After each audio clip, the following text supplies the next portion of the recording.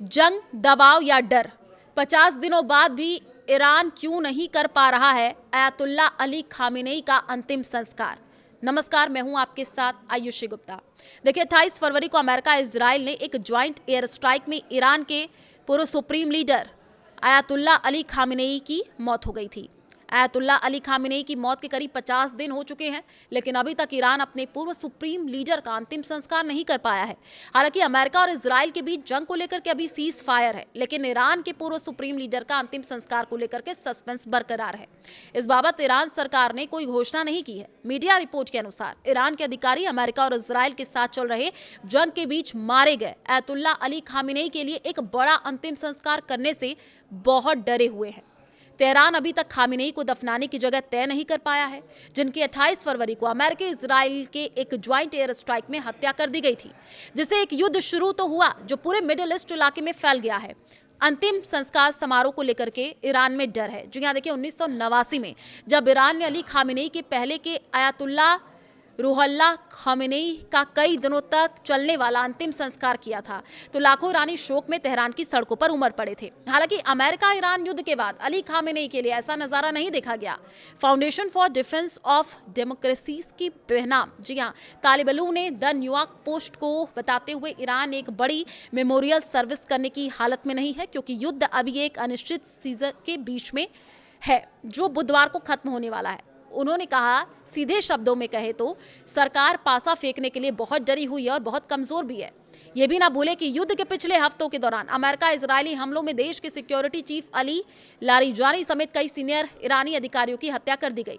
मौत के बाद अंतिम संस्कार की घोषणा हो गई। जी हाँ, तालिबान ने 1989 में रूहुल्लाह खामेनेई के अंतिम संस्कार को याद किया। कहा कि अली खामेनेई की मौत के 1 महीने से ज्यादा समय बीत जाने के बाद भी ईरान का अंतिम संस्कार न कर पाना बहुत कुछ कहता है। जी हाँ, आपको बता दें कि तालिबान के हवाले से ये कहा गया कि इस्लामिक रिपब्लिक सड़कों पर कब्जा करने के बारे में बड़ी बड़ी बातें करना पसंद करता है, लेकिन 50 दिन का इंटरनेट ब्लैकआउट आपको वो सब बता देता है जो आपको जानना चाहिए। सरकार को डर है कि सच बाहर आने के क्या नतीजे होंगे। मार्च की शुरुआत में IRGC से जुड़े फोर्स न्यूज ने बताया था कि अली खामेनेई के शरीर को उत्तर पूर्वी ईरानी शहर मशहद में दफनाया जाएगा। नहीं हुई कोई श्रद्धांजलि सभा। रिपोर्ट में यह भी कहा गया उनके लिए ग्रैंड फेयरवेल सेरेमनी ऑर्गेनाइज करने वाले हेडक्वार्टर के अधिकारी राजधानी में एक पब्लिक मेमोरियल बनाने की प्लानिंग कर रहे हैं। मशहद लगभग 5 मिलियन की आबादी वाला शहर है, जो खामेनेई का होम टाउन है।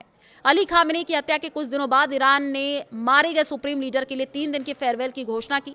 ईरानी मीडिया ने बताया कि ये सेरेमनी तेहरान के इमाम खुमैनी प्रार्थना ग्राउंड में होगी।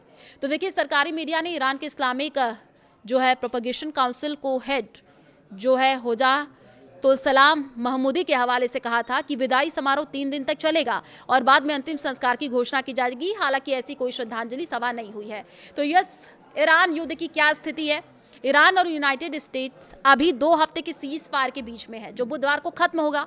पाकिस्तान के इस्लामाबाद में बातचीत के एक दौर को नाकाम होने के बाद तेहरान और वॉशिंगटन के बीच बातचीत के नए दौर की तारीख की अभी तक घोषणा नहीं की गई है।